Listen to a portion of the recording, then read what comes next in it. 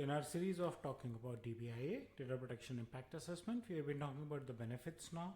And today in this video, we are going to talk about how you can use DPIA to build your customer trust and reduce your operational costs. Welcome to my YouTube channel where you daily see new content on data privacy.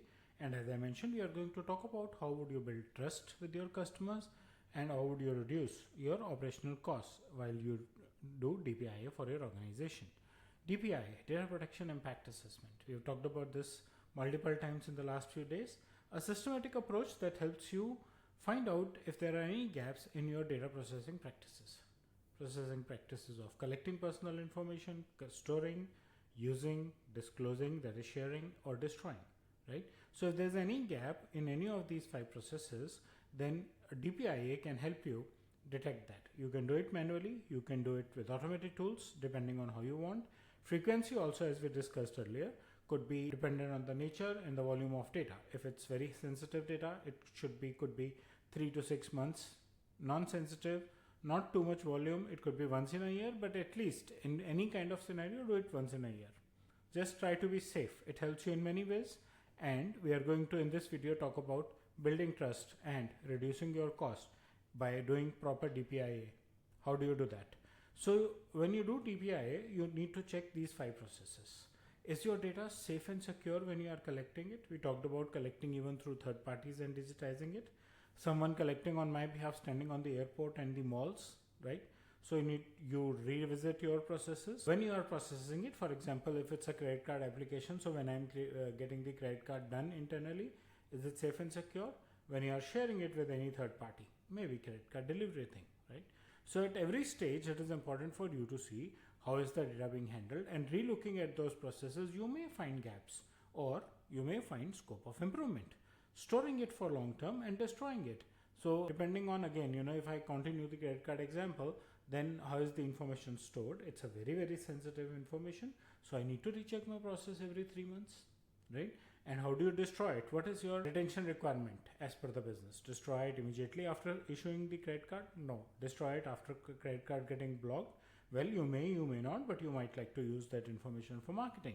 So you need to have a clear understanding, and assuming that you are sending this information out and destroying, and you are committed to your customer that if you want to block my team calling you after you get your card discontinued, I have promised my team will not call you, and then you don't call the team, and you put this clause in your DPIA assessment that says that for a customer who has used our card but after a period of time paid all the card dues and does not want to continue to use the card and does not want us to do further marketing with him, then we have removed his record and we are not calling him back.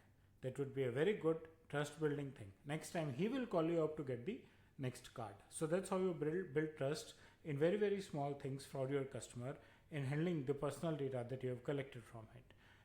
If you are doing DPIA regularly, you ensure to the world outside that you are following the data processing best practices. Your processes are transparent and open. You disclose them and you talk to people about them, and your company is agile. The moment you detect there is a change in your process and you do another DPIA and revisit your processes, maybe at some stage you might revisit or consider revisiting consent or updating privacy notice as well. All your customers, all your non-customers also in public know that you are agile enough that you make changes very, very quickly, right? That again improves your customer confidence as well as your stakeholders' trust on your operating system. Does it help reduce costs? Well, if you are using outdated technology, I'm a typical IT person. People keep using outdated technologies. People do not upgrade their firmwares, and they expect that the new software would work on the old hardware. Eventually, when you have only one part getting upgraded, not the other part, you get into problems sooner or later. A production downtime of 5 minutes for some businesses could cost billions, right? So by doing DPIA, if your IT guy says, I have not upgraded my firewall, I have not upgraded my servers, I am not buying new hardware, I am still on old technology, well, that can help. You might say it would increase cost, but the cost of getting into a risk because of old infrastructure and old setup is very huge. And we have already done a case study of our airways where the hacking happened because of an old firmware of a firewall. Very, very lazy mistake, but the DPO got into issues with it. Compliance savings, again the same thing. So one is that a production downtime, you are not getting the new customer. Now new customer is not able to utilize your services, and you are losing revenue. Maybe after half an hour he comes back and utilizes it. Well, that's a very casual statement. On the other side, what happens if there's a breach? And then you lose the reputation. That Airways lost business, at least for next 1 quarter, they lost their business because so around 4 lakh contacts with credit card information that got hacked, right? So people got scared. Now you could be in a specialized market, so customer needs you again, but there's a loss of confidence with you. And on top of it, if there's a compliance issue, you have to pay to mitigate with the affected principals. You have to pay your legal expenses of hiring your lawyers to represent you in the court. It's a long process, a real long process, right? And you may get operational downtimes.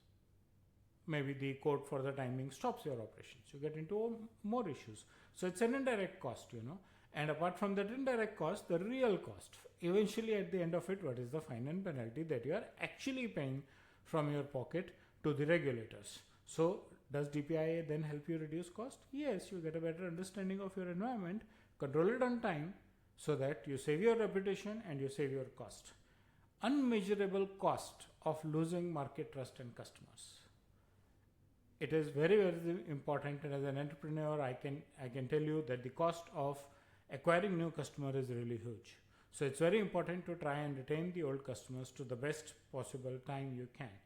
And losing a customer just because of data breach is going to be very, very risky, because then that spreads the bad words also, and acquiring new customers equally becomes difficult. So perform DPI on your setups where you are using personal data, and as we saw in this video, that can help you build trust with your customers and reduce your overall operational costs. That's about this. We'll continue to discuss the benefits of DPI in subsequent videos. I hope you like the content of my video. Please press the bell and the like icon. Subscribe to my YouTube channel if you have not already done, and share your feedback in the comment section. It helps. Thank you.